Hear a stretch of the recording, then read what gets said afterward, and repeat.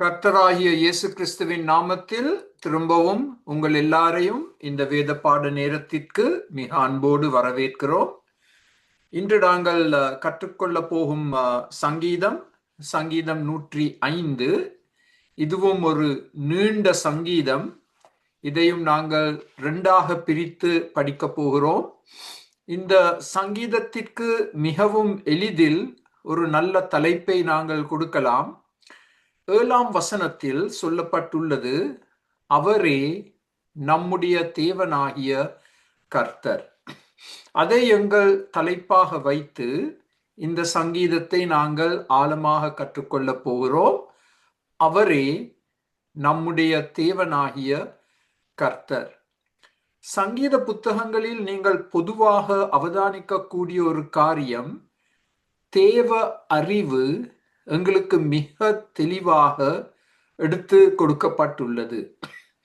இதிலிருந்து நாங்கள் கற்றுக்கொள்ளக்கூடிய ஒரு மிக முக்கிய பாடம், தேவ அறிவின் முக்கியத்துவம். தேவன் யார்?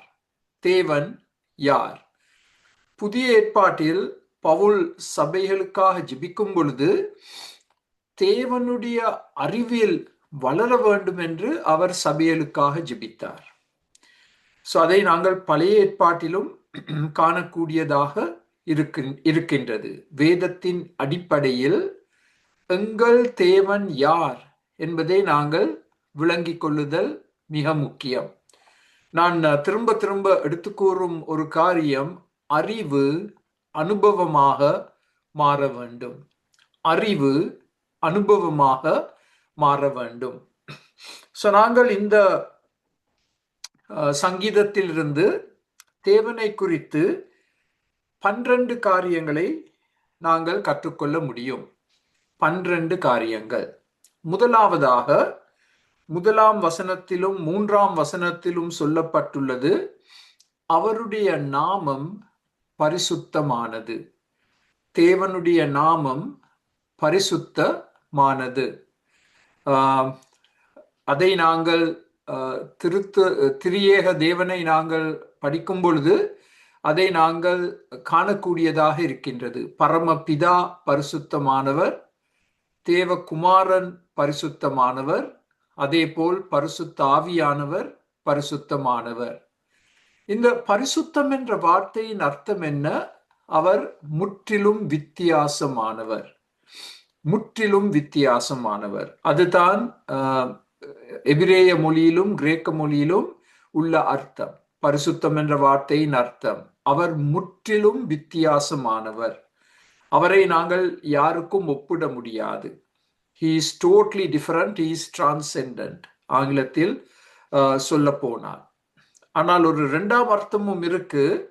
அவர் பாவத்தை வெறுத்து அவர் பரிசுத்தத்தை நேசிக்கும் தேவன், அந்த அர்த்தமும் இருக்கு. ஆனால் முக்கியமாக அவர் முற்றிலும் வித்தியாசமானவர் என்ற அர்த்தம்தான் இதற்கு பொருத்தமானது. 2ஆவதாக, இந்த தேவன் யார்? அவருடைய செய்கைகள், அதிசயங்கள் எங்களுக்கு 1ஆம் வசனத்தில் கொடுக்கப்பட்டுள்ளது, 2ஆம் வசனத்தில் கொடுக்கப்பட்டுள்ளது, 6ஆம் வசனத்தில் கொடுக்கப்பட்டுள்ளது. அவருடைய செய்கைகள், அவருடைய அதிசயங்கள், இது எங்களுக்கு மிக முக்கியம். ஏனென்றால் இதிலிருந்து எங்கள் தேவன் வல்லமையுள்ளவர் என்பதை கண்டு கொள்ள முடியும். அவர் வல்லமையுள்ளவர். ஒரு பக்கத்தில் பரிசுத்தமானவர், மற்ற பக்கத்தில் வல்லமையுள்ளவர். வல்லமையுள்ள தேவன் உங்களுடைய வாழ்க்கையிலும் என்னுடைய வாழ்க்கையிலும் குறுக்கிட்டு அதிசயங்களை செய்ய காத்திருக்கிறார். அதற்கு நாங்கள் அவருக்கு இடம் கொடுக்க வேண்டும். அவரை நாங்கள் முழுமையாக விசுவாசிக்க வேண்டும். இன்று எனக்கு செவி கொடுத்து கொண்டிருக்கும் எங்கள் எல்லாருடைய வாழ்க்கையிலும் ஏதோ ஒரு மிக பிரச்சனை இருக்கலாம். தனிப்பட்ட வாழ்க்கையாக இருக்கலாம், குடும்ப வாழ்க்கையாக இருக்கலாம், சபை சம்பந்தப்பட்ட காரியமாக இருக்கலாம். எங்கள் தேவன் எங்கள் மத்தியில் அதிசயங்களை செய்ய காத்திருக்கிறார். அதை நாங்கள் மறந்துவிடக்கூடாது. நாங்கள் அவரை முழுமையாக விசுவாசித்து அவர் எங்கள் மத்தியில் அதிசயங்களை செய்ய எதிர்பார்ப்போடு நாங்கள் இருக்க வேண்டும். எதிர்பார்ப்போடு நாங்கள் இருக்க வேண்டும். அதிசயங்களை செய்யும் தேவன். மூன்றாவதாக 6ஆம் 7ஆம் வசனங்களில் அவருடைய நியாய தீர்ப்புகளை பற்றி நாங்கள் வாசிக்கின்றோம். அவருடைய நியாய தீர்ப்புகள். இந்த தேவன் நியாயம் தீர்க்கும் தேவன். பாவத்தை வெறுத்து அவர் நீதியை நிலைநாட்டும் தேவன். அதுவும் எங்களுக்கு எவ்வளவு பெரிய ஒரு உற்சாகத்தை கொண்டு வரும். அவர் நீதியை நிலைநாட்டும் தேவன். அவருடைய நியாய தீர்ப்புகளை நாங்கள் காணக்கூடியதாக இருக்கின்றது. வேதத்திலும் இன்றைய உலகத்திலும் சரித்திரத்திலும் அவருடைய நியாய தீர்ப்புகளை நாங்கள் காணலாம். நான்காவதாக 8ஆம் 9ஆம் வசனங்களில் அவருடைய கட்டளைகள் ஆணைகளை குறித்து வாசிக்கின்றோம். இந்த தேவன் எங்களுக்கு கட்டளைகளை கொடுத்திருக்கிறார். எந்த காரணத்துக்காக நாங்கள் அவற்றிற்கு இணங்கி முழுமையாக நாங்கள் கீழ்ப்படிய வேண்டும் என்ற நோக்கத்துக்காக. அவருக்கு நாங்கள் இணங்கி முழுமையாக கீழ்ப்பட வேண்டும். ஆண்டவர் ஏன் கட்டளைகளை கொடுத்திருக்கிறார்? எங்கள் நன்மைக்காக, எங்கள் நன்மைக்காக, எங்கள் ஆவிக்குரிய அபிவிருத்திக்காக, எங்கள் ஆவிக்குரிய வளர்ச்சிக்காக, எங்கள் ஆசீர்வாதங்களுக்காக அவர் கட்டளைகளை கொடுத்திருக்கிறார். அந்த கட்டளைகளை நாங்கள் அவதானித்து படித்து விளங்கிக் கொண்டு அதற்கு நாங்கள் கீழ்ப்படிந்தால் பரிபூர்ணமான தேவ ஆசீர்வாதம் எங்களை சந்திக்கும். அதற்கு சந்தேகத்திற்கு இடமே இல்லை. அவருடைய கட்டளை, அவருடைய ஆணை. இப்ப அடுத்த ஸ்லைடை பார்த்தால் எங்கள் தேவனை குறித்து இன்னும் சில காரியங்களை பார்க்கலாம். 5ஆவதாக அவருடைய உடன்படிக்கை நித்தியமானது. இன்னும் ஒரு விதத்துல சொல்ல போனால் உடன்படிக்கையின் தேவன், உடன்படிக்கையின் தேவன். இது ஒரு மிக அருமையான காரியம். ஏனென்றால் உடன்படிக்கை என்று சொன்னால் இந்த உடன்படிக்கைக்குள் வரும் 2 கூட்டத்தினரும் செய்ய வேண்டிய சில காரியங்கள் இருக்கு. சில நிபந்தனைகளை நாங்கள் பொறுப்போடு செய்ய வேண்டும். அப்பொழுதுதான் அந்த உடன்படிக்கையில் அர்த்தம் இருக்கு. தேவன் உடன்படிக்கைக்குள் வரும் பொழுது அவர் செய்ய வேண்டிய காரியங்களை அவர் நிச்சயமாக செய்வார். ஆனால் பிரச்சனை எங்கள் பக்கத்தில். நாங்கள் செய்ய வேண்டிய காரியங்களை நாங்கள் செய்ய தவறினால் அந்த உடன்படிக்கையின் முழு பிரயோஜனத்தையும் நாங்கள் பெற்றுக்கொள்ள முடியாது. திருமணம் ஒரு உடன்படிக்கை. தம்பதிகள் தேவனுக்கு முன்பாக, சபையார் முன்பாக அவர்கள் பொருத்தனைகளை எடுக்கும் பொழுது ஒரு உடன்படிக்கைக்குள் வருகிறார்கள். மரண பரியந்தம் நான் உன்னை நேசிப்பேன் என்று நாங்கள் அந்த உடன்படிக்கையில் வாக்கு எடுக்கிறோம். ஆனால் உங்களுக்கு தெரியும், அநேக திருமணங்கள் அந்த உடன்படிக்கையின்படி நடவாமல் அந்த உடன்படிக்கை முறியடிக்கப்பட்டு அந்த திருமணம் துக்கமாக விவாகரத்தில் முடிவடைவதை நாங்கள் காண்கிறோம். தேவன் தம்முடைய ஜனத்தோடு ஒரு உடன்படிக்கைக்குள் வந்திருக்கிறார். அந்த உடன்படிக்கை எப்படிப்பட்டது? அது நித்தியமானது. அது நித்தியமானது. தேவன் அதை ஒருபோதும் உடைக்க மாட்டார். அது உறுதி செய்யப்பட்டுள்ளது. தேவன் ஆபிரகாமோடு உடன்படிக்கை செய்தார். நோவாவோடு அந்த உடன்படிக்கையை புதுப்பித்தார். ஈசாக்கோடு அதை புதுப்பித்தார். யாக்கோபோடு அதை புதுப்பித்தார். தாவீதோடு அதை புதுப்பித்தார் என்றெல்லாம் நாங்கள் வேதத்தில் வாசிக்கக்கூடியதாக இருக்கின்றது. ஒவ்வொரு புது சந்ததிக்கும் ஆண்டவர் இந்த உடன்படிக்கையை உறுதி செய்கிறார். நாங்கள் எவ்வளவு சந்தோஷப்பட வேண்டும். எங்கள் தேவன் உடன்படிக்கையின் தேவன். எங்களுக்கு கொடுக்கப்பட்டுள்ள அந்த நிபந்தனைகள் படி நாங்கள் வாழ்கிறோமா? அதுதான் நாங்கள் கேட்க வேண்டிய முக்கியமான கேள்வி. 6ஆவதாக இந்த தேவன் யார்? 11ஆம் வசனத்தின்படி அவருடைய வாக்கு கொடுக்கும் தேவன், God of promise. இதுவும் ஒரு அருமையான காரியம் எங்கள் ஆறுதலுக்காக. அவர் எங்களுக்கு அநேக வாக்குகளை கொடுத்திருக்கிறார், வாக்கு தத்தங்களை கொடுத்திருக்கிறார். அதிலும் நிபந்தனைகள் உண்டு, வாக்கு தத்தங்களிலும் நிபந்தனைகள் உண்டு. நாங்கள் அதையும் கவனமாக அவதானித்து அவற்றின்படி நாங்கள் நடக்க நாங்கள் எங்களை ஒப்பு கொடுத்தால் அந்த வாக்கு முழுமையாக எங்கள் வாழ்க்கையில், குடும்பத்தில், சபையில் பரிபூர்ணமாகும் என்று நாங்கள் மிகவும் உறுதியாக சொல்ல முடியும். உங்களுடைய தேவை எதுவோ அந்த தேவைக்கு ஏற்றபடி வேதத்தில் வாக்குகள் இருக்கு. அதை நாங்கள் தேடி கண்டுபிடித்து அந்த வாக்கில் கொடுத்திருக்கும் நிபந்தனையை கண்டு கொண்டு அதை நாங்கள் பூர்த்தி செய்ய எத்தனித்தால் தேவன் எங்கள் தேவைகளை சந்திப்பார். கர்த்தர் என் மேய்ப்பராய் இருக்கிறார், நான் தாழ்ச்சி அடைய மாட்டேன். எவ்வளவு அருமையான வாக்கு! நான் தாழ்ச்சி அடைய மாட்டேன், என் தேவைகள் சந்திக்கப்படும். ஆனால் நிபந்தனை இருக்கு.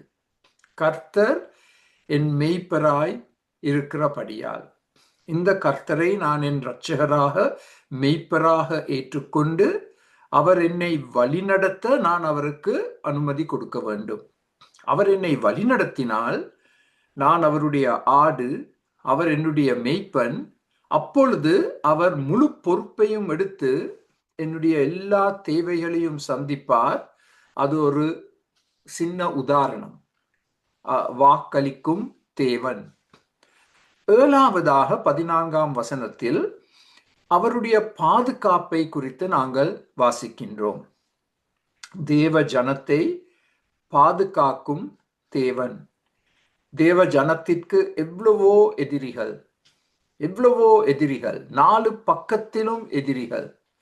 தேவ ஜனத்தை அழித்து விட வேண்டும், அவர்கள் ஆராதிக்கும் தேவனுடைய நாமத்தை அழித்து போட வேண்டும் என்ற நோக்கத்தோடு, தேவாலயத்தை அழிக்க வேண்டும், தேவ வசனத்தை அழிக்க வேண்டும் என்ற நோக்கத்தோடு இந்த எதிரிகள் செயல்படுகிறார்கள்.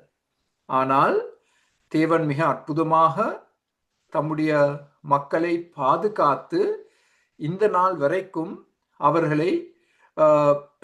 அவர்களுக்கு உயிர் கொடுத்து அவர்களை காத்து வருகிறார். இது இன்று 21ஆம் நூற்றாண்டில் வாழும் உங்களுக்கும் எனக்கும் ஒரு மிக அருமையான சத்தியம்.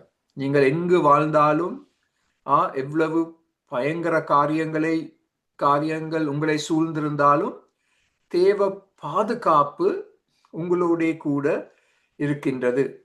நான் இந்த வாரத்தில் தமிழ் செய்திகளுக்கு செவி கொடுக்கும் பொழுது ஏதோ ஒரு கிராமத்தில் ஒரு குடும்பஸ்தர் வயலுக்கு சென்று எவ்வளவோ கஷ்டத்தோடு அவர் முழு நாளும் அந்த வயல்களில் வேலை செய்த பிறகு வீட்டுக்கு திரும்பி கொண்டிருக்கும் பொழுது ஏதோ சில மரங்களுக்கு பின்னால் ஒளிந்திருந்த ஒரு காட்டு யானை அவரை தாக்கி அவரை கொன்று விட்டது. அந்த செய்தியை கேட்கும் பொழுது நான் மிகவும் துக்கமடைந்தேன். இந்த நபர் யார் என்று எங்களுக்கு தெரியாது. ஆனால் ஒரு கொடிய மிருகம் அவரை தாக்கி அவரை அழித்தது. இலங்கை நாட்டில் ஒரு பக்கத்தில் நுளம்பு இருக்கு, மற்ற பக்கத்தில் பாம்பு இருக்கு, மற்ற பக்கத்தில் யானைகள் இருக்கு, காட்டு யானைகள். இவற்றிலிருந்தெல்லாம் நாங்கள் எப்படி தப்பித்துக் கொள்ளலாம்? எங்களை பாதுகாக்கும் தேவன். அவர் வல்லமையுள்ளவர், அவர் கருசனையுள்ளவர். ஒவ்வொரு நாளும் நாங்கள் அவருடைய பாதுகாப்புக்காக ஜெபிப்பது எவ்வளவு முக்கியம். நாங்கள் வாகனங்களை ஓட்டும் பொழுது ஆண்டவர் எங்களுக்கு பாதுகாப்பை கொடுக்க வேண்டும் என்று நாங்கள் ஜெபிப்பது எவ்வளவு அவசியம். அவருடைய பாதுகாப்பு. 8வதாக 14ஆம் வசனத்தில் நாங்கள் வாசிக்கின்றோம், அவர் கடிந்து கொள்ளுதல். அவர் எங்களை நேசிக்கிறபடியால் அவர் எங்களை கடிந்து கொள்வார். ஏன் அவர் எங்களை கடிந்து கொள்கிறார்? எங்களை திருத்துவதற்காக.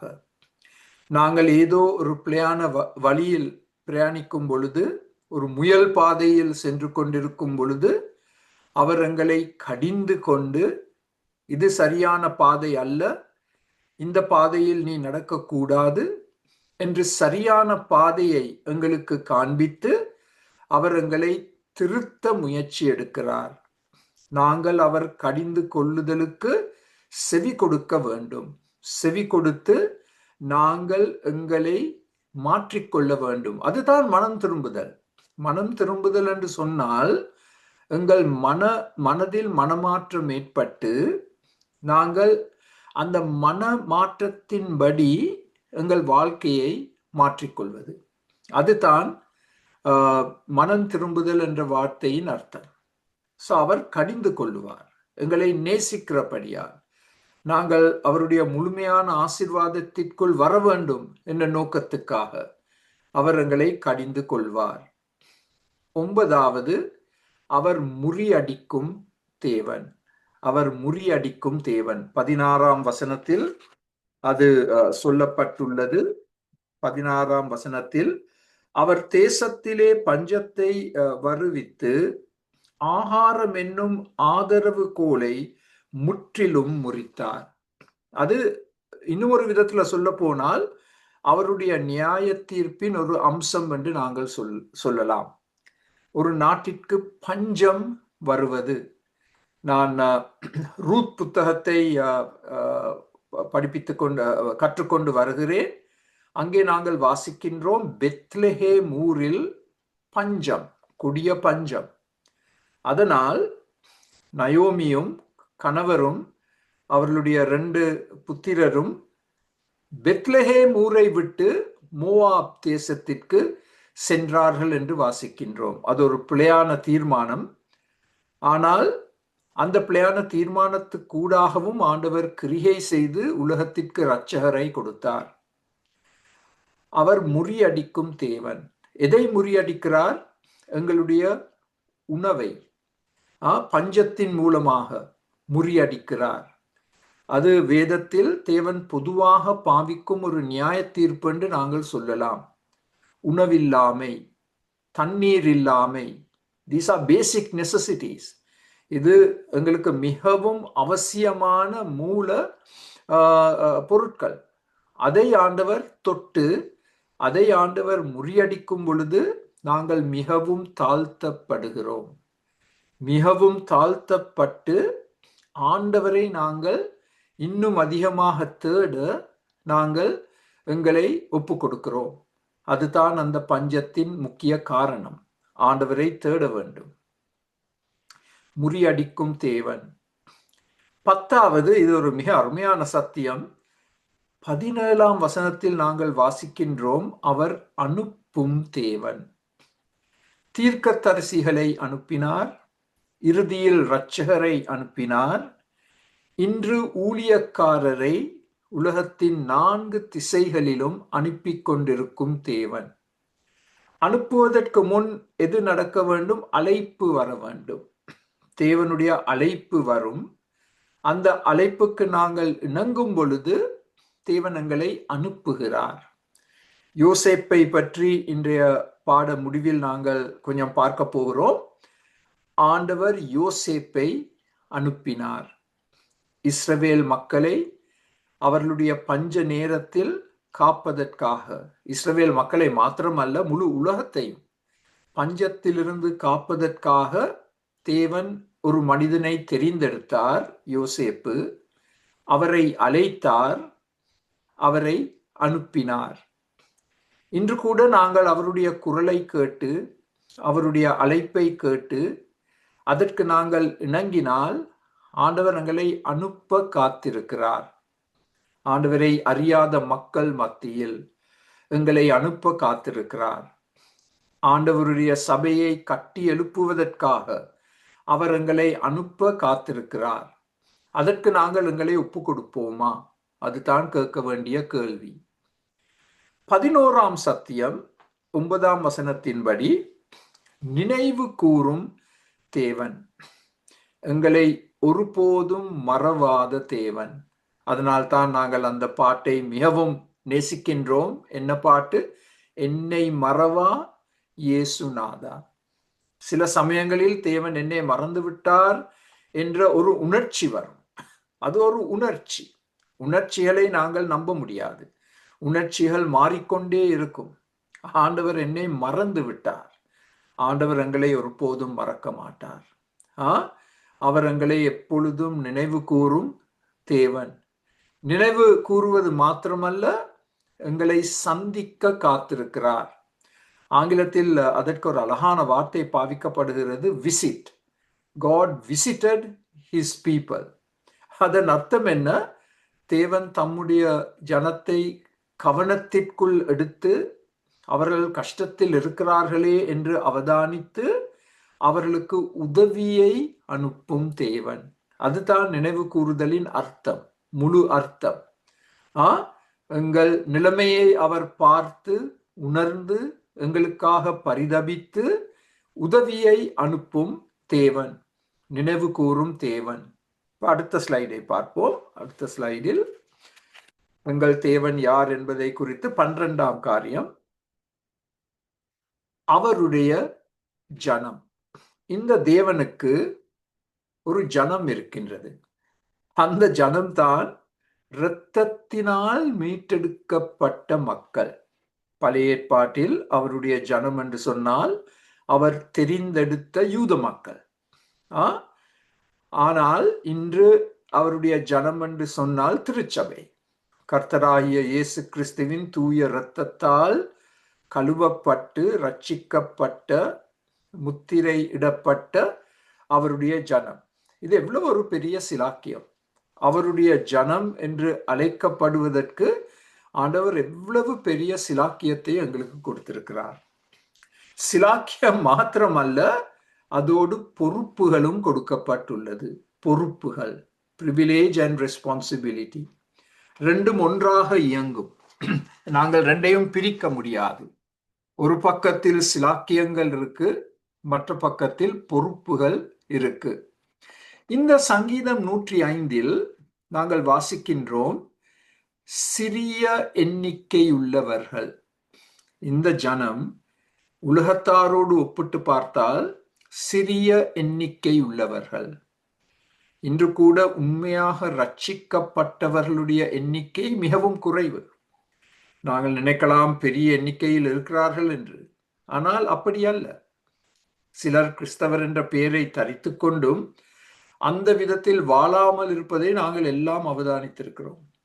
எங்களுடைய சொந்த குடும்பத்தில் கூட அப்படிப்பட்டவர்கள் இருக்கிறார்கள். அதனால் நாங்கள் எப்பொழுதும் ஒரு சிறிய எண்ணிக்கை உள்ளவர்களாகத்தான் காணப்படுவோம். அதனால் தான் ஆண்டவர் இந்த அருமையான வாக்கை எங்களுக்கு கொடுக்கிறார். லூக்கா 12:32, பயப்படாதே சிறு மந்தையே, உங்களுக்கு ராஜ்யத்தை கொடுக்க உங்கள் பிதா பிரியமாய் இருக்கிறார். இந்த வசனத்தை வாசிக்கும் பொழுது எல்லாம் எனக்கு ஒரு பெரிய ஒரு ஆர்வம், உஜார் ஏற்படும். பாருங்கள், முதல் 2 வார்த்தைகள், பயப்படாதே சிறு மந்தையே. இன்று நாங்கள் எல்லாரும் மிக அவசியமாக கேட்க வேண்டிய 2 வார்த்தைகள். பயப்படாதே சிறு மந்தையே.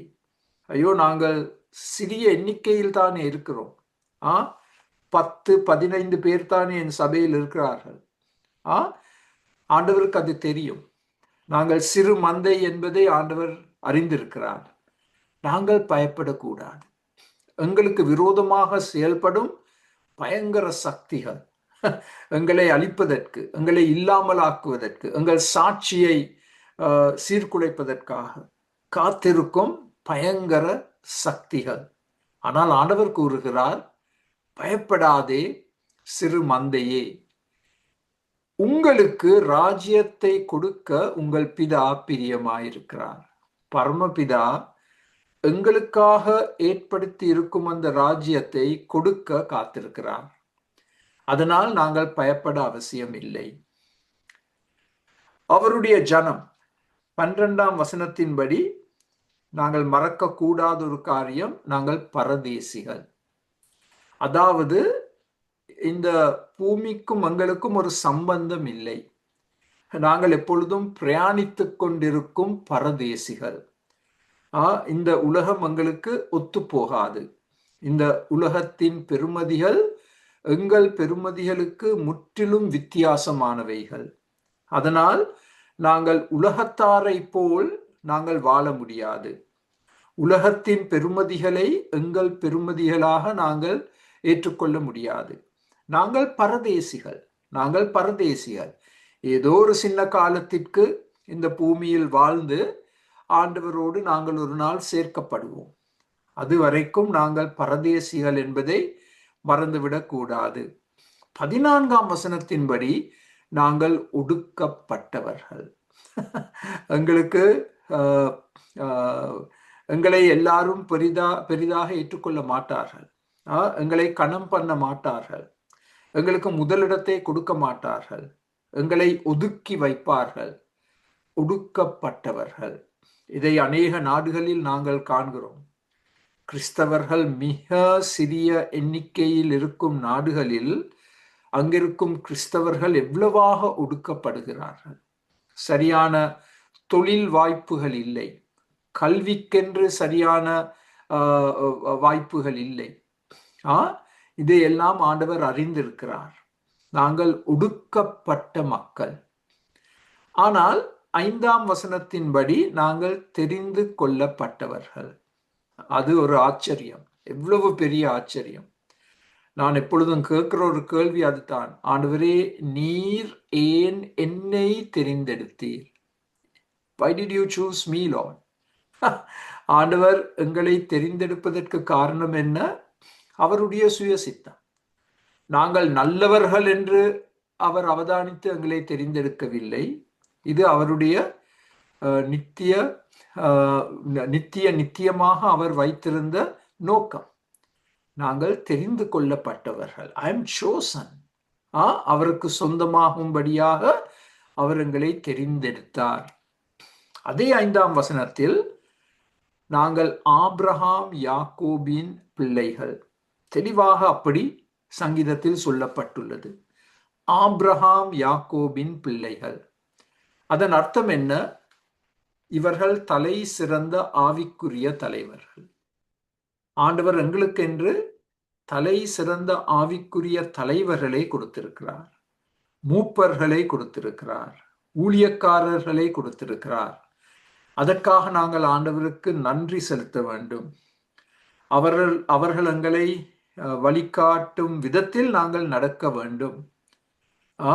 ஆபிரகாம் யாக்கோபை எடுத்து பார்த்தால் அவர்களிடம் பலவீனங்கள் இருந்தது.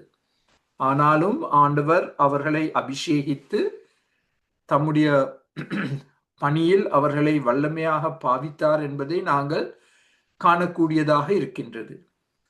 எங்கள் ஆவிக்குரிய தலைவர்களுக்கு நாங்கள் கனம் மரியாதை காண்பித்து அவர்கள் எங்களுக்கு வேத வசனத்தின்படி எடுத்து கூறும் காரியங்களை நாங்கள் எங்கள் தினசரி வாழ்க்கையில் நாங்கள் அனுசரித்தால் நாங்கள் தேவன் எங்களுக்காக வைத்திருக்கும் ஆசீர்வாதங்களை கண்டிப்பாக பெற்றுக்கொள்ள முடியும். 24ஆம் வசனத்தில் எங்களை உற்சாகப்படுத்தும் ஒரு வசனம் கொடுக்கப்பட்டுள்ளது. 24ஆம் வசனத்தில் இந்த சிறு எண்ணிக்கையுள்ள சிறு மந்தையை மிகவும் பலுக பண்ணி வல்லமை படுத்தினார். ஆங்கிலத்தில் fruitful and he made them strong. அது எங்களுக்கு எவ்வளவு உற்சாகத்தை கொடுக்க வேண்டும். சிறிய எண்ணிக்கையாக இருக்கின்ற நம்மை, சிறு மந்தையை, இந்த தேவன் மிகவும் பலுக பண்ணி எங்களை வல்லமைப்படுத்துகிறார், எங்களை பலப்படுத்துகிறார்.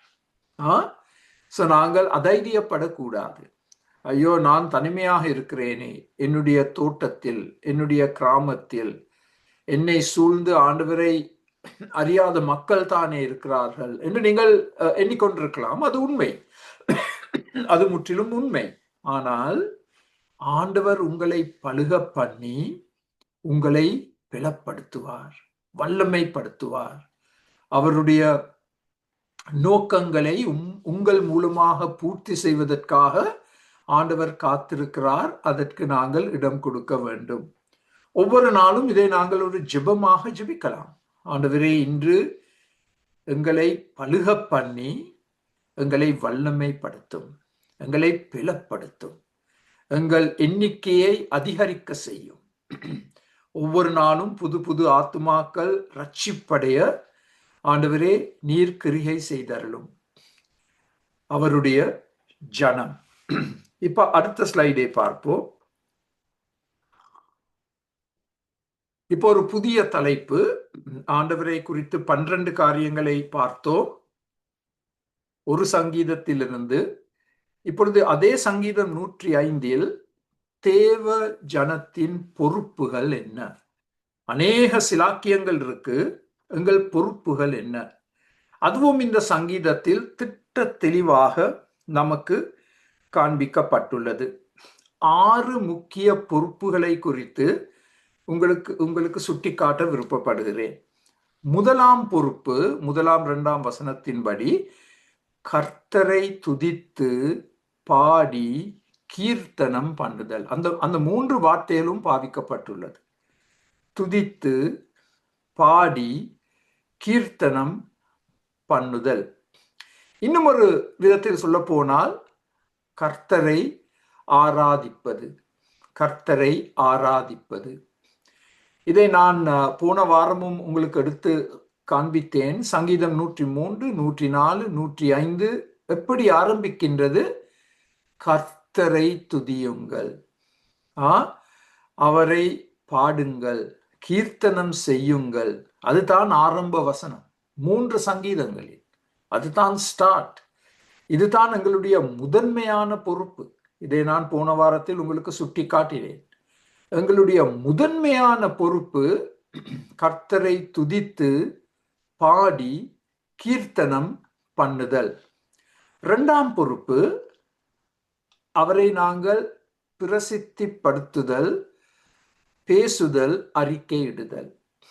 இந்த தேவனை நாங்கள் மற்றவர்களுக்கு அறிமுகமாக்கி கொடுக்க வேண்டும். எங்கள் தேவனின் மகிமையை நாங்கள் மக்களுக்கு எடுத்து சொல்ல வேண்டும். இன்னும் ஒரு வார்த்தையை பாவிக்க வேண்டும் என்றால் சாட்சி கொடுப்பது. எங்கள் ஆண்டவரை குறித்து மக்களுக்கு சாட்சி கொடுப்பது. இந்த விஷயத்தில் நாங்கள் பின்வாங்க கூடாது. நாங்கள் துணிவோடு அன்போடு எங்கள் தேவனை மக்களுக்கு எடுத்து சொல்ல வேண்டும். நான் 2 நாளைக்கு முன்பு எங்களுடைய ஒரு மாலில் நடந்து கொண்டு போகும் பொழுது அநேக வருஷ காலமாக அறிந்திருந்த ஒரு இந்து சமயத்தை சேர்ந்த ஒரு வயோதிபர். இந்த முறை நான் அவதானித்தேன். அவரோடு கதைக்கும் பொழுது ஒரு தேவ பயம் அவர் மேல் வந்திருப்பதை நான் அவதானித்தேன். அது எனக்கு ஒரு நல்ல சந்தர்ப்பம், எங்கள் தேவனை அவருக்கு அறிமுகப்படுத்தி கொடுப்பது. நான் சொன்னேன், ஐயா, நாங்கள் எல்லாம் வெகு சீக்கிரத்தில் மறிக்க போகிறோம். உங்களோட வயதையும் என்னுடைய வயதையும் கருத்தில் எடுத்தால் நாங்கள் வயோதிபர். நாங்கள் எங்கள் தேவனை சந்திக்க ஆயத்தமாக இருக்க வேண்டும். உடனே அவர் ஓம் ஓம் ஓம் என்று சொன்னார். அப்ப நான் சொன்னேன், எங்கள் தேவன் என்று சொன்னால் அது கர்த்தராகிய இயேசு கிறிஸ்து. நாங்கள் அவரை சந்திக்க வேண்டும் என்றால், பரலோகத்துக்கு போக வேண்டும் என்றால், சிலுவையின் மூலமாக மாத்திரமே நாங்கள் அவரை அணுக முடியும். அவர் எதிர்ப்பு எதையும் சொல்லவில்லை. அவர் அதற்கும் ஓம் என்று சொன்னார். நான் ஒரு விதத்தில் சந்தோஷப்பட்டேன். சுவிசேஷ விதைகளை எவ்வளவோ காலமாக நான் கொஞ்சம் கொஞ்சமாக அவருடைய இருதயத்தில் விதைத்து கொண்டு வந்திருக்கிறேன். ஆனால் இந்த கடைசி முறை அவரோடு கதைக்கும் பொழுது ஒரு மாற்றம் ஏற்பட்டிருப்பதை நான் அவதானித்தேன். நாங்கள் ஆண்டவர் எங்கள் எல்லாருக்கும் சந்தர்ப்பங்களை கொடுக்கிறார். ஒவ்வொரு நாளும் எங்கள் தேவனை குறித்து மக்களுக்கு அறிக்கை செய்தல், பயமில்லாமல் அன்போடு. அவர்களுடைய ஆத்துமாக்கள் அழிந்து போகிறதே, அவர்கள் இரட்சகரை அறிய வர வேண்டுமே, அவர்கள் இயேசு கிறிஸ்துவை ஏற்றுக்கொள்ள வேண்டுமே என்ற நோக்கத்தோடு சுவிசேஷ விதைகளை ஒவ்வொரு நாளும் நாங்கள் விதைப்போம். அது எங்களுடைய குடும்பத்தினராக இருக்கலாம், சமுதாயத்தில் வாழும் மக்களாக இருக்கலாம், யாராய் இருக்கலாம். சுவிசேஷ விதைகளை விதைப்போம். 3ஆம் பொறுப்பு அவர் கிரியைகளை தியானித்தல். இந்த தியானித்தல் என்பது ஒரு மிக முக்கியமான வசனம். இதை நாங்கள் போன ஞாயிற்றுக்கிழமையும் பார்த்தோம். இதை நான் கொஞ்சம் ஆழமாக எடுத்து சொல்ல எனக்கு நேரம் கிடைக்கவில்லை. ஆனால் இந்த வசனத்தை குறித்துக் கொள்ளுங்கள். உங்களுடைய சிவப்பு பேனாவை எடுத்து அந்த தியானம் என்ற வார்த்தையை கோடிட்டுக் கொள்ளுங்கள். 105 2ஆம் வசனத்தில் தியானம் என்ற வசனம் வருகிறது. அதே போல் சங்கீதம் 104 34 தியானம் என்ற வார்த்தை வருகிறது. நான் அவரை தியானிக்கும் தியானம் இனிதாய் இருக்கும், நான் கர்த்தருக்குள் மகிழுவேன். பாருங்கள், இந்த வசனத்தை கொஞ்சம் சிந்தித்து பாருங்கள். நான் அவரை குறித்து தியானிக்கும் பொழுது அது எனக்கு மிக இன்பமாய் இருக்கும், இனிதாய் இருக்கும். My meditation of him shall be sweet. என் வாழ்க்கையில் இருக்கும் எல்லா கசப்பான காரியங்களும் நீக்கப்படும். எப்பொழுது? அவரை நான் தியானிக்கும் பொழுது. அவருடைய தியானம் எனக்கு இனிதாய் இருக்கும். பாருங்கள், இன்னும் ஒரு மிக பெரிய விளைவு, நான் கர்த்தருக்குள் மகிழுவேன், கர்த்தருக்குள் சந்தோஷப்படுவேன். கர்த்தருக்குள் மனமகிழ்ச்சியாய் இருங்கள் என்று வேதத்தில் அநேக இடங்களில் சொல்லப்பட்டுள்ளது. அதன் ரகசியம் என்ன? அவரை தியானிக்கும் தியானம் எங்களுக்கு இனிதாய் இருக்கும் பொழுது, அப்பொழுது நான் கர்த்தருக்குள் மனமகிழ்ச்சியாய் இருக்க முடியும். You can't rejoice in the Lord without meditating on him. அதனால் தான் வேதம் எங்களுக்கு கொடுக்கப்பட்டுள்ளது. அதனால் தான் இவ்வளவு ஆழமாக வசனமாக நாங்கள் வேதத்தை கற்றுக்கொண்டு வருகிறோம். அது 3ஆம் பொறுப்பு. தேவ ஜனம் ஆண்டவரையும் அவருடைய கிரியைகளையும் தியானிப்பது மிக குறைவு. தியானத்திற்கு நாங்கள் நேரம் கொடுப்பதே மிக குறைவு. வேதத்தை வாசிப்பதென்று நான் சொல்லவில்லை. கர்த்தரை தியானிக்கும் தியானம், அவர் கிரியைகளை தியானிப்பது. இந்த கோடை காலத்தில் நான் மிகவும் ரசித்த ஒரு காரியம், நீண்ட நேரம் நடப்பது. அதுவும் எங்கே? கிராம பகுதிகளில்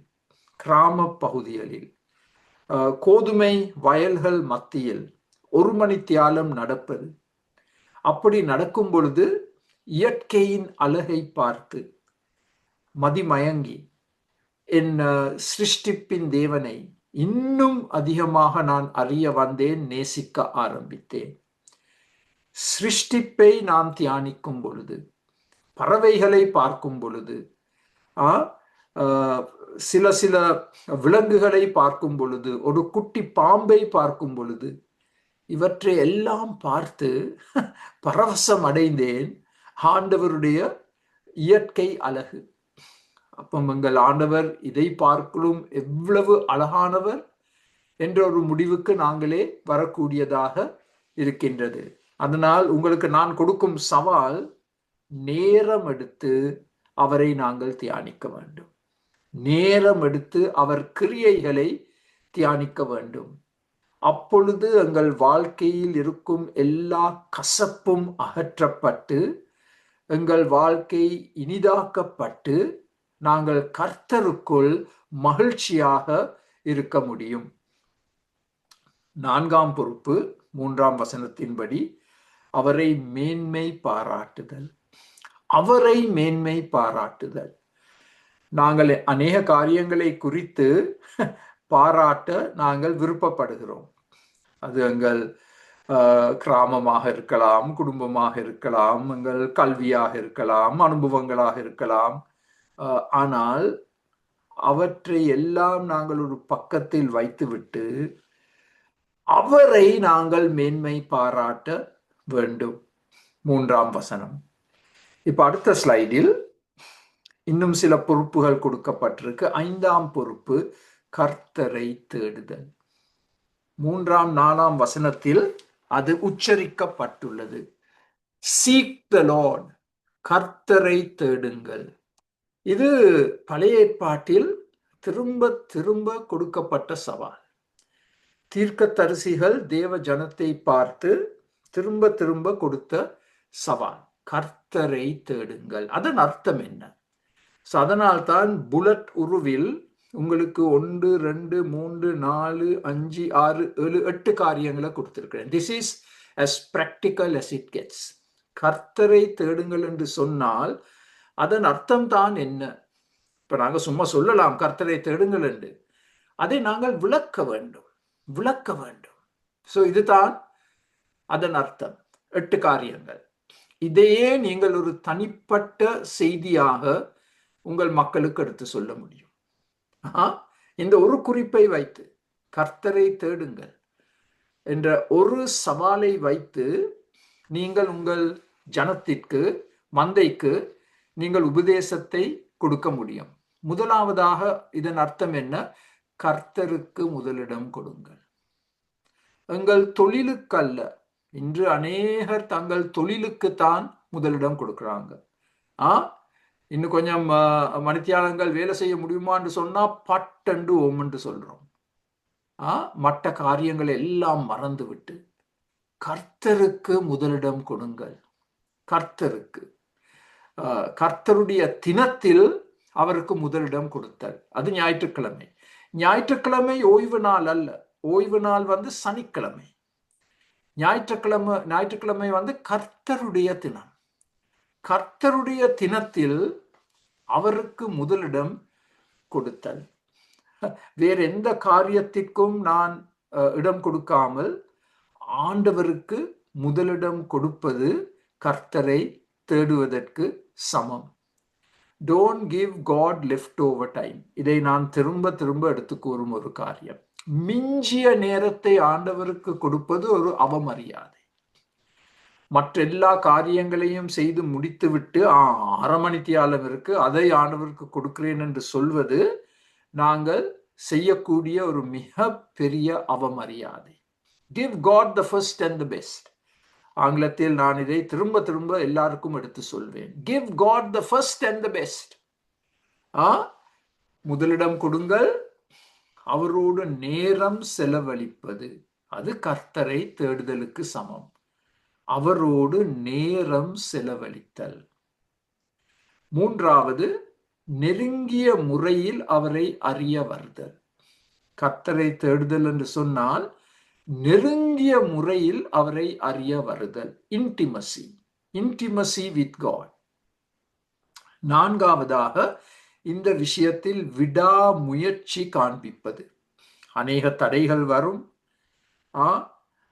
ஆனால் அந்த தடைகளை எல்லாம் மேற்கொண்டு விடாமுயற்சியோடு கர்த்தரை தேடுதல். இதில் வரும் இன்னும் ஒரு சிக்கல் என்னன்னா சோம்பேறித்தனம். இதை எப்படித்தான் செய்வது, இதை எப்படித்தான் பூர்த்தி செய்வது என்று மனதில் ஒரு சோம்பேறித்தனம் வர அது எங்களுடைய சரீரத்தையும் பாதிக்கும். மனதில் சோம்பேறித்தனம் வருவதற்கு இடம் கொடுத்தால் அது எங்களுடைய சரீரத்தையும் பெரிதளவில் பாதிக்கும். இந்த விடாமுயற்சி குணம் மிக அவசியம். கர்த்தரை தேடுதல் நித்தமும் எப்பொழுதும், ஒவ்வொரு நாளும் அவரை தேடுவது. அவர் பிரசன்னத்தை உணர்தல். கர்த்தரை தேடுதல் என்று சொன்னால் அவருடைய பிரசன்னத்தை உணர்தல். ஆண்டவர் என்னோடே கூட இருக்கிறார், ஆண்டவர் என் பக்கத்தில் இருக்கிறார், ஆண்டவர் என்னுடைய உள்ளத்தில் இருக்கிறார் என்று அவருடைய பிரசன்னத்தை ஒரு விசேஷித்த முறையில் உணர்வது. அவர் வல்லமையை அனுபவித்தல். நாங்கள் ஒரு ஜெபத்தை உங்களுக்கு அறிமுகப்படுத்தி கொடுத்தோம். ஆண்டவர் எங்களை பலுக பண்ணி எங்களை அவர் வல்லமைப்படுத்த வேண்டும். ஆண்டவரோடு நேரம் செலவழிக்கும் பொழுது, அவரை தேடும் பொழுது அவருடைய வல்லமையை நாங்கள் அனுபவிக்க ஆரம்பிப்போம் பெரிதளவில். கர்த்தரில் சந்தோஷப்படுதல். அவரை நாங்கள் தியானிக்கும் தியானம் இன்பமாயிருக்கும், கர்த்தரில் நாங்கள் சந்தோஷப்படுவோம். இதுதான் கர்த்தரை தேடுதலின் ரகசியம். இந்த 8 காரியங்கள். இதை நீங்கள் கவனமாக குறித்து கொண்டு உங்களுடைய தனிப்பட்ட வாழ்க்கையில் முதலில் இதை நீங்கள் கடைபிடித்து இதை நீங்கள் மற்றவர்களுக்கு கற்றுக் கொடுக்கலாம். அநேகர் என்னிடம் கேட்கும் ஒரு கேள்வி, ஐயோ பாஸ்டர், எப்படி ஒருவரை நாங்கள் சீஷத்துவத்தில் வழிநடத்த முடியும் என்று. இது அதற்கு ஒரு நல்ல உதாரணம். ஒருவரை சீஷத்துவத்திற்குள் வழிநடத்த வேண்டும் என்றால் இந்த ஒரு குறிப்பை மாத்திரம் எடுத்து ஒரு 45 நிமிஷம் அந்த நபரோடு செலவழித்து கர்த்தரை தேடுவது என்றால் அதன் அர்த்தம் என்ன என்பதை அவர்களுக்கு விளக்கி காண்பித்தல், அது சீஷத்துவம். ஸோ இந்த பாடங்கள் மூலமாக நான் உங்களுக்கு எவ்வளவோ சீஷத்துவத்தின் குறிப்புகளை கொடுத்து கொண்டு வருகிறேன். இந்த பாடங்களில் நீங்கள் ஒழுங்காக பங்கு பெற்றால் எவ்வளவோ சீஷத்துவத்தின் பாடங்களை நீங்கள் கற்றுக்கொள்ள முடியும். இதை உங்களுக்கும் உங்கள் மக்களுக்கும் நீங்கள் கற்றுக் கொடுக்க முடியும். இதில் அவர்களுக்கு பயிற்சி கொடுக்க முடியும். அடுத்த ஸ்லைடில் இன்னும் ஒரு பொறுப்பு இருக்கு. 6ஆம் பொறுப்பு, கர்த்தரை நினைவு கூறுங்கள். அவர் எங்களை நினைவு கூறும் தேவன் என்று நாங்கள் படித்தோம். அதே போல் நாங்கள் கர்த்தரை நினைவு கூற வேண்டும். ஏன்? நாங்கள் மிகவும் எளிதில் எங்கள் ஆண்டவரை மறந்து விடுகிறோம். அவரை நாங்கள் மறுதலிக்கவில்லை, அவரை நாங்கள் மறந்து விடுகிறோம். கர்த்தர் இல்லாததை போல் நாங்கள் எங்கள் வாழ்க்கையை முன்னெடுத்து செல்கிறோம். அதனால் தான் ஆண்டவர் எங்களுக்கு திரு விருந்தை ஏற்படுத்தி கொடுத்தார். இந்த 2 வசனங்களையும் வாசிக்க போகிறேன். இது நன்றாக தெரிந்த வசனங்கள். ஆனால் ஏதோ சில சமயங்களில் இதை கூட நாங்கள் மறந்து விடுகிறோம். இது உங்களுக்காக பிற்கப்படுகிற என்னுடைய சரீரமா இருக்கிறது, என்னை நினைவு கூறும்படி இதை செய்யுங்கள். சிவப்பு பேனாவை எடுத்து என்னை நினைவு கூறும்படி என்ற 2 வார்த்தைகளை கோடிட்டுக் கொள்ளுங்கள். கர்த்தரை நாங்கள் எப்படி நினைவு கூறுகிறோம்?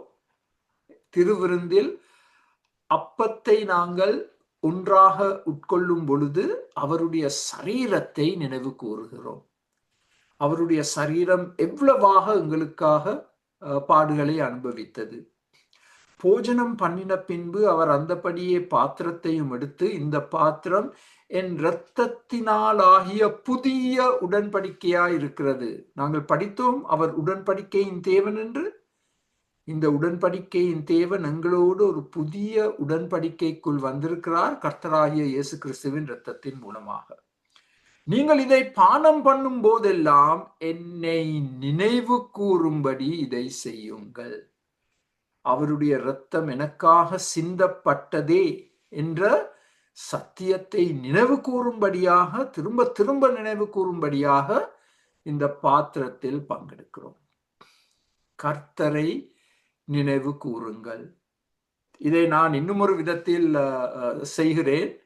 தேவ வசனங்களை எழுதி சுவரில் ஒட்டி வைப்பதின் மூலமாக தேவனை, கர்த்தரை நினைவு கூற அது எனக்கு மிக பிரயோஜனமாக அமைந்திருப்பதை நான் கண்டிருக்கிறேன். வீட்டின் அநேக சுவர்களில் தேவ வசனங்களை நான் ஒட்டி வைத்திருக்கிறேன். ஒவ்வொரு நாளும் ஒவ்வொரு அறைக்கும் போகும் பொழுது இந்த வசனங்களை நான் பார்த்து அவற்றை வாசித்து அதன் மூலமாக கர்த்தரை நினைவு கூர்ந்து ஆண்டவர் என்னோடே கூட இருக்கிறார் என்ற சத்தியத்தினால் நான் அந்த தினம் பலன் அடைகிறேன். இதையும் நீங்கள் செய்யலாம்.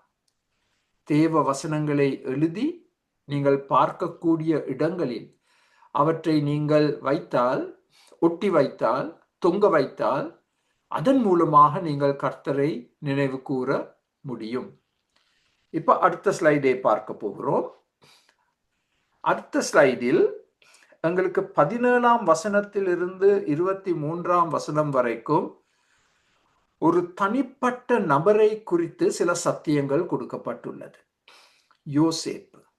யோசேப்பை குறித்து எங்களுக்கு சில வசனங்கள் கொடுக்கப்பட்டுள்ளது. யோசேப்பின் வாழ்க்கை மிக சுருக்கமாக சங்கீதக்காரனினால் எடுத்து சொல்லப்பட்டுள்ளது. இதற்கு நான் போட்டிருக்க வேண்டிய இன்னும் ஒரு தலைப்பு, த அயர்ன் மேன், அதாவது இரும்பு மனிதன் யோசேப்பு. இப்ப நீங்க சொல்லலாம், பாச நீங்க எங்க இருந்து அந்த தலைப்பு எடுத்தீங்க? பைபிளை வாசித்தப்பா. வேற எங்கேயும் இல்லை, பைபிள்ல இருந்து. அயன் என்டர்ட் ஹிஸ் சோல் என்று ஆங்கிலத்தில் வாசிக்கிறோம். எங்கே வாசிக்கிறோம்? 17ஆம் வசனத்தில் இருந்து 23ஆம் வசனம் வரைக்கும். ஸோ அடுத்த ஸ்லைடை பார்த்தால், அவருடைய வாழ்க்கையின் வெவ்வேறு கட்டங்கள். யாருடைய வாழ்க்கை? யோசேப்பு. யோசேப்பு யூத மக்கள் சரித்திரத்தில் ஒரு பிரபல ஒருவர்.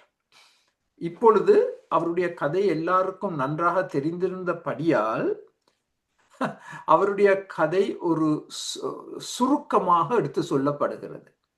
ஸோ இதை கவனமாக நீங்கள் அவதானிக்க வேண்டும். 17ஆம் வசனத்தில் யோசேப்பு அடிமையாக விற்கப்பட்டான். ஆடம்பரமாக ஒரு வீட்டில் வளர்க்கப்பட்ட யோசேப்பு தன்னுடைய சகோதரருடைய எதிர்ப்பின் காரணமாக விற்கப்பட்டான், ஒரு குழியில் போடப்பட்டான். அதுதான் உங்களுக்கு படம் உருவில் காண்பித்திருக்கின்றோம். ஒரு வீட்டு வாழ்க்கை இருந்தது, ஆனால் திடீரென்று ஒரு நாள் வீட்டு வாழ்க்கை முடிவடைந்து ஒரு குழிக்குள் தள்ளப்பட்டான். இப்ப அடுத்த ஸ்லைடை பார்ப்போம். அடுத்த ஸ்லைடில் அவன் சிறையில் போடப்பட்டான். உங்களுக்கு கதை நன்றாக தெரியும், அதை நான் உங்களுக்கு விளக்கி சொல்ல அவசியம் இல்லை. 18ஆம் வசனத்தில் அவன் அடைக்கப்பட்டான், ஒடுக்கப்பட்டான் என்று வாசிக்கின்றோம். தான் செய்யாத ஒரு குற்றத்திற்காக ஆக்கினை தீர்ப்புக்குள்ளாகி ராஜாவின் கைதிகள் வைக்கப்படும் சிறையில் அவன் அடைக்கப்பட்டான். இப்ப இங்கதான் இந்த இரும்பு என்ற வார்த்தை பாதிக்கப்படுகிறது.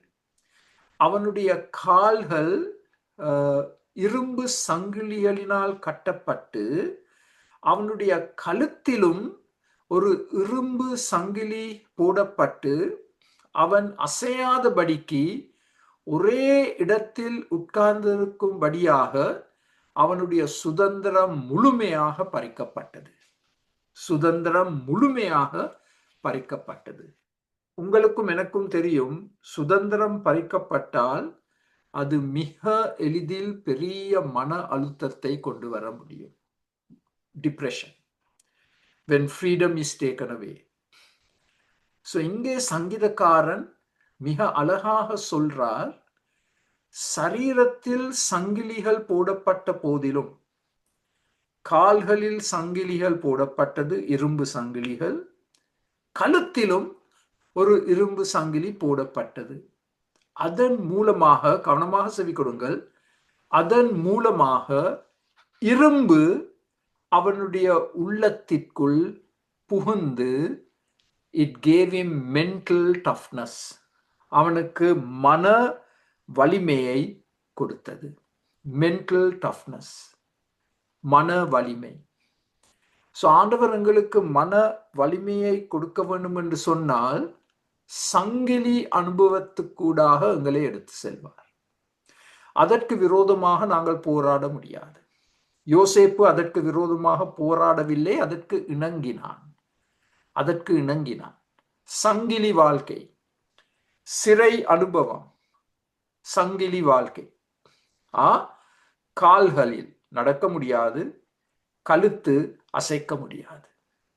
அப்படிப்பட்ட ஒரு தனிமைப்படுத்தப்பட்ட, எல்லா சுதந்திரத்தையும் இழந்த ஒரு அனுபவம்.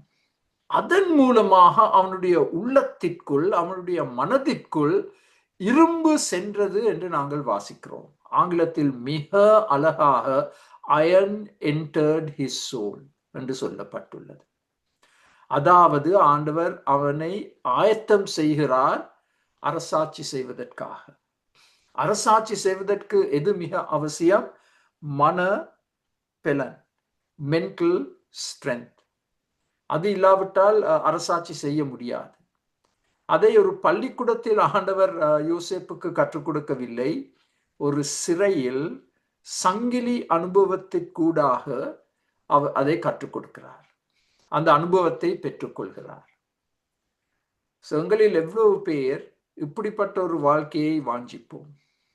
சிறை அனுபவம், சங்கிலிகளால் கட்டப்பட்ட அனுபவம், சுதந்திர இழப்பு, தனிமையாக்கப்படுதல். இவற்றை எல்லாம் நாங்கள் பாவிக்கலாம் இந்த வார்த்தைகளை. Iron entered his soul. இரும்பு அவன் உள்ளத்திற்குள் புகுந்து அவனுக்கு மன வலிமையை கொடுத்தது. சோ நான் எனக்குள் கேட்ட கேள்வி, எனக்கு இருப்பது மன வலிமையா, மன மென்மையா? Am I mentally strong or mentally soft? அதுதான் நீங்களும் நானும் கேட்க வேண்டிய கேள்வி. மன வலிமை எனக்கு இருக்கா, மன மென்மை எனக்கு இருக்கா? மன மென்மை இருந்தால் எதையும் சாதிக்க முடியாது. நாங்கள் இந்த ஐஸ்கிரீம் எப்படி உருகி போகிறதோ அதே போன்ற ஒரு நிலைமையில் இருந்தால் எங்களை ஆண்டவர் பாவிக்க முடியாது. எங்களுக்கு மன வலிமை மிக அவசியம். அதை எப்படி பெற்றுக்கொள்கிறோம்? சங்கிலி அனுபவத்திற்கூடாக. சோ யாராவது உங்களிடம் கேட்டால் நீங்கள் எந்த பைபிள் காலேஜுக்கு போனீங்கன்னு நீங்க கொடுக்க வேண்டிய பதில், சங்கிலி வேதாகம கல்லூரி. அப்படிப்பட்ட ஒரு கல்லூரி உலகத்துல எங்கேயும் இல்லை. யோசேப்பின் வாழ்க்கையில் இருந்தது. அதன் மூலமாக அவர் அரசாட்சி செய்ய கற்றுக்கொண்டார். சங்கிலி வேதாகம கல்லூரி. உங்களில் யாராவது உங்களுக்கு துணிவிருந்தால் அப்படிப்பட்ட ஒரு சின்ன வேதாகம கல்லூரியை நீங்கள் ஆரம்பித்து பாருங்கள். யார் வரப்போறான்னு பாருங்கள். நீங்க மாத்திரம்தான் அதில் இருப்பீர்கள். அடைக்கப்பட்டான், ஒடுக்கப்பட்டான், சங்கிலி வாழ்க்கை. இப்ப அடுத்த ஸ்லைடை பாருங்கள்.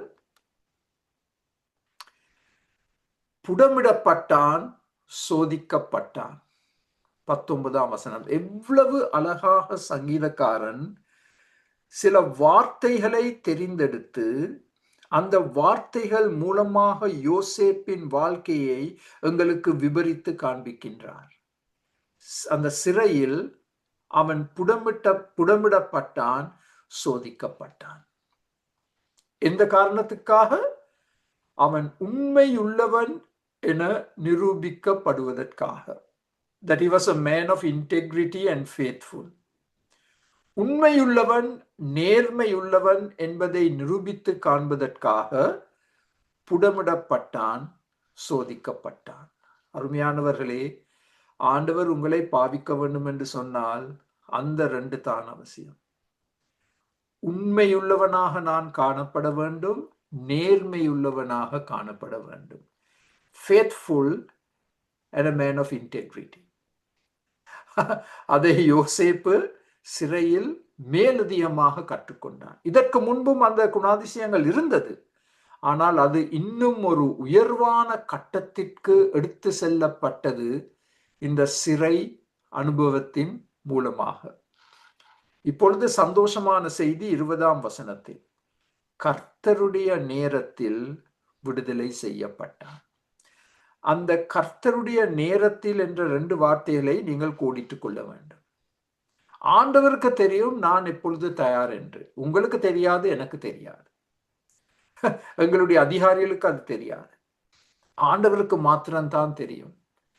இந்த இரும்பு எப்பொழுது என் மனதிற்குள் புகுந்து எனக்கு மன வலிமையை கொடுத்திருக்கின்றது என்பதை ஆண்டவர் மாத்திரம்தான் அறிந்திருக்கிறார். அந்த நேரத்திற்காக நான் பொறுமையாக அந்த சங்கிலி கல்லூரியில் நான் சந்தோஷத்தோடு இருக்க வேண்டும். தனிமைப்படுத்தப்பட்ட நிலைமை, சுதந்திரம் இழந்த நிலைமை, எனக்கு என்னதான் நடக்குது என்ற கேள்வி கேட்கப்படும் நிலைமை, கர்த்தருடைய நேரத்தில் விடுதலை செய்யப்பட்டான். உங்களுக்கு கதை நன்றாக தெரியும், அந்த விவரங்களை நான் எடுத்து சொல்லவில்லை. விடுதலை செய்யப்பட்டதும் பார்வோன் ராஜாவுக்கு முன்பாக கொண்டு வரப்பட்டு அவன் சொப்பனங்களை விளக்கி சொன்னபடியால் அவனுக்கு அதிகாரம் கொடுக்கப்பட்டது. இதுதான் மாளிகை வாழ்க்கை. மாளிகை வாழ்க்கை. மாளிகை வாழ்க்கைக்கு முன்பாக வீட்டு வாழ்க்கை மிகவும் சோதிக்கப்பட்டான். குழி வாழ்க்கை மிகவும் சோதிக்கப்பட்டான். சிறை வாழ்க்கை மிகவும் சோதிக்கப்பட்டான், சங்கிலி வாழ்க்கை. அதற்கு பிறகுதான் மாளிகை வாழ்க்கை. இப்ப நாங்கள் எதை விரும்புகிறோம்? நான் உட்பட நீங்கள் எல்லாரும், எங்களுக்கு உடனடியா இந்த மாளிகை வாழ்க்கை வேணும். மற்றதெல்லாம் பைபாஸ், மற்றதெல்லாம் பைபாஸ்.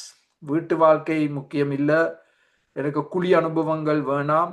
நாங்கள் குழி உபதேசம் படித்தோம் தான். 10 காரியங்களை உங்களுக்கு சுட்டி காட்டினேன், 10 விதமான குழிகள். குழி உபதேசம் ஞாபகம் இருக்கா? சோ வீட்டு வாழ்க்கை, குழி வாழ்க்கை, குழி உபதேசம், சங்கிலி வாழ்க்கை, அந்த மூன்றும் இருந்தால்தான் கர்த்தருடைய நேரத்தில் எங்களுக்கு மாளிகை வாழ்க்கை கொடுக்கப்படும், அதிகாரம் கொடுக்கப்படும். ஏனென்றால் ஆண்டவர் எங்களை நம்ப முடியும். அந்த கட்டத்தில் நாங்கள் உண்மையுள்ளவர்கள், நேர்மையுள்ளவர்கள், பரிசுத்தம் உள்ளவர்கள் என்பதை நாங்கள் எங்களுக்கும் ஆண்டவருக்கும் எடுத்து காண்பிக்கின்றோம். அடுத்த ஸ்லைட். அவன் 22ஆம் வசனத்தின்படி ஒரு ஆண்டவன் அதிபதியாக அவன் இப்பொழுது பொறுப்பெடுக்கிறார். கொடுக்கப்படக்கூடிய மிக உயர்வான பதவி, பட்டம். அவனுக்கென்று ஒரு இரதம். யோசேப்புக்கு முன்பாக மக்கள் எல்லாம் அவரை வணங்குவார்கள். அவருக்கென்று காவலாளர்கள். இப்படிப்பட்ட ஒரு உயர்வான வாழ்க்கைக்கு ஆண்டவர் அவனை எடுத்து சென்றார். ஆண்டவன் அதிபதியாக இப்பொழுது நியமிக்கப்பட்டிருக்கிறார். எல்லாரும் யோசேப்புக்கு முன்பாக நடுங்குவார்கள். ஏனென்றால் அப்படிப்பட்ட அதிகாரம் அவருக்கு கொடுக்கப்பட்டது. மரண தண்டனை விதிக்கப்பட வேண்டும் என்றால் ஒரு வார்த்தை கொடுத்து அதன் மூலமாக மரண தண்டனை பூர்த்தி செய்யப்படும். அப்படிப்பட்ட அதிகாரம். But he did not abuse it. அதை அவர் பிள்ளையாக பாவிக்கவில்லை. இந்த 6ஆம் கட்டத்தை தான் நாங்க எல்லாம் நேசிக்கிறோம் தானே. பாருங்க, இன்னைக்கு டாக்டர் பட்டத்தை நாங்கள் மிக எளிதில் எங்களுக்காக ஏற்றுக்கொள்கிறோம். ஆனால் மற்றதெல்லாம் பைபாஸ். வீட்டு வாழ்க்கை இல்ல, வீட்டு சோதனைகள் இல்ல, குழி வாழ்க்கை இல்ல, சங்கிலி வாழ்க்கை இல்ல. திடீரென்று ஒரு பட்டத்தை கொடுக்குறாங்க, டாக்டர் 2 பட்டத்தை கொடுக்குறாங்க. ஆனால் அதற்கு நாங்கள் செல்ல வேண்டிய ஒரு பயங்கர பாதை இருக்கின்றது. ஆண்டவன் அதிபதி, ஆண்டவன் அதிபதி. அடுத்த கட்டம், அடுத்த ஸ்லைட். 21ஆம் வசனத்தில் ஒரு ஆலோசனைக்காரனாக நியமிக்கப்பட்டான். பார்வோனின் மாளிகையில் காணப்பட்ட உயர் அதிகாரிகளுக்கு யோசேப்பு ஒரு ஆலோசகராக பணிபுரிகிறார். எவ்வளவு ஆச்சரியம்! ஆச்சரியத்தின் மேல் ஆச்சரியம், அதிகாரத்தின் மேல் அதிகாரம், உயர்வின் மேல் உயர்வு.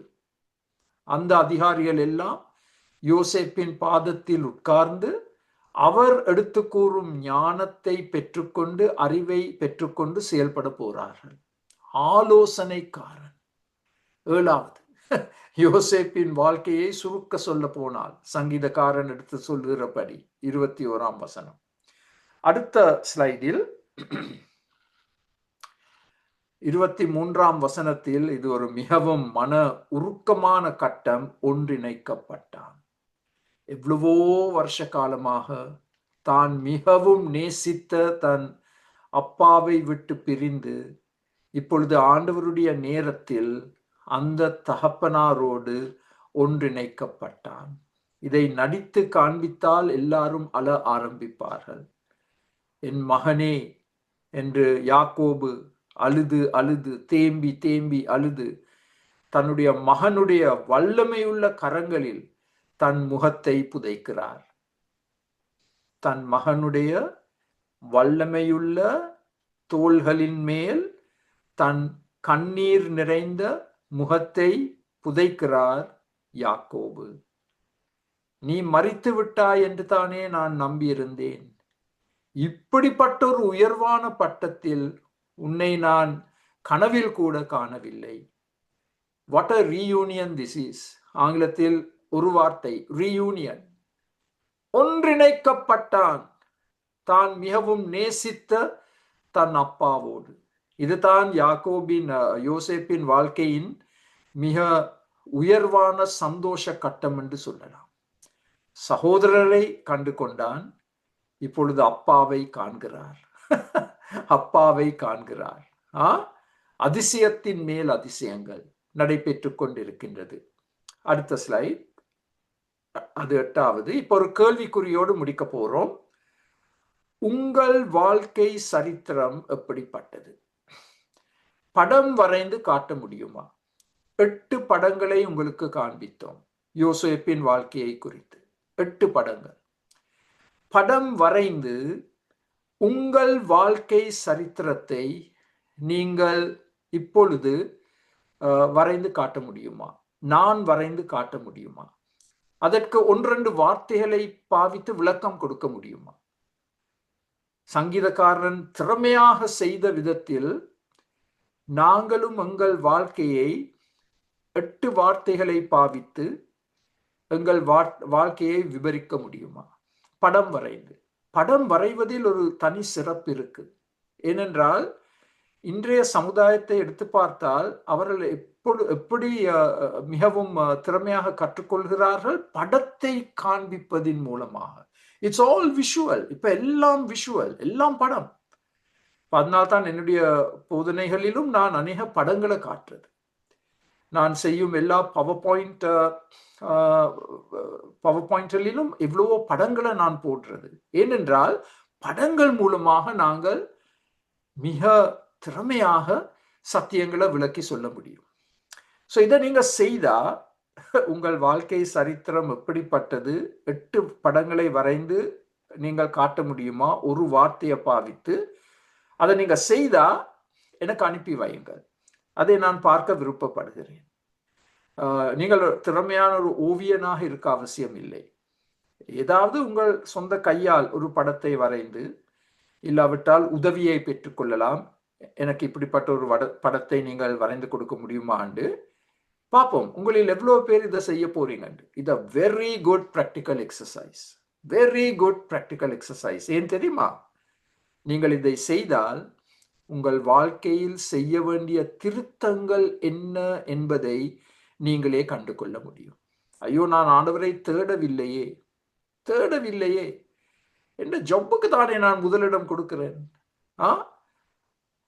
அப்ப திருத்தங்களை நாங்க செய்யலாம். ஸோ ஜெபிக்க போறேன். அதற்கு பிறகு நீங்கள் உங்கள் கருத்துக்கள், கேள்விகளை நீங்கள் கேட்க முடியும். ஆண்டவரே, சங்கீதம் 105க்காக நாங்கள் நன்றி செலுத்துகிறோம். எவ்வளவு வல்லமையுள்ள விதத்தில் சங்கீதக்காரன் ஆண்டவரே சத்தியங்களை எங்களுக்கு எடுத்து காண்பித்திருக்கிறார். அதற்காக நன்றி செலுத்துகிறோம். எவ்வளவு திறமையாக யோசேப்பின் முழு வாழ்க்கையையும் 8 வார்த்தைகளை பாவித்து ஆண்டவரே எங்களுக்கு விளக்கி காண்பித்திருக்கிறார். ஆண்டவரே, நாங்கள் குழி வாழ்க்கையை விரும்பவில்லை, சங்கிலி வாழ்க்கையை விரும்பவில்லை. அதையெல்லாம் பைபாஸ் பண்ணத்தான் காத்திருக்கிறோம். ஆனால் இன்று நாங்கள் கற்றுக்கொண்டோம், அவை இல்லாவிட்டால் எங்களுக்கு மாளிகை வாழ்க்கை இல்லை, அதிகாரம் இல்லை, நாங்கள் ஆலோசகராக பணிபுரிய முடியாது, ஆண்டவன் அதிபதி என்ற பட்டம் பெற்றுக்கொள்ள முடியாது. அதனால் எங்களோடு தொடர்ந்து பேசும் ஆண்டவரே, அடியேனோடு பேசும். எவ்வளவு பலவீனங்கள், எவ்வளவு மாற்றங்கள் என் வாழ்க்கையில் இன்னும் நடைபெற வேண்டும் ஆண்டவரே. அதற்காக நான் ஆண்டவரே உம்முடைய பாதத்தில் விழுகிறேன் தாழ்மையோடு. கற்றுத்தாரும் ஆண்டவரே. எவ்வளவுதான் குழி வாழ்க்கை, சங்கிலி வாழ்க்கை எனக்கு விருப்பம் இல்லாவிட்டாலும் அதற்கூடாக கடந்து செல்ல வேண்டும் என்பதை அறிந்து அதை தாங்கிக் கொள்ளக்கூடிய கிருபையை தாரும் ஆண்டவரே. எங்களுக்கு அந்த இரும்பு எங்கள் உள்ளத்திற்குள் புகுந்து எங்களுக்கு ஒரு மன வலிமையை கொடுக்க வேண்டும் ஆண்டவரே. அந்த ஐஸ்கிரீமை போல் மிகவும் எளிதில் உருகி போகும் ஒரு மனது எங்களுக்கு வேண்டாம். இரும்பு எங்கள் மனதிற்குள் புகுந்து அதை கைப்பற்றி ஒரு மன வலிமை எங்களுக்கு கொடுக்கப்பட வேண்டும். இதை நாங்கள் வாஞ்சிக்கிறோம். இதற்காக நாங்கள் ஜெபிக்கிறோம். இன்று எங்களோடு ஒன்று சேர்ந்த ஒவ்வொரு சகோதரன் சகோதரியை கண்ணோக்கி பாரும், எங்களை பலப்படுத்தும், எங்களை ஆசீர்வதியும். இயேசுவின் நாமத்தில் ஜெபம் கேளும் பிதாவே, ஆமென்.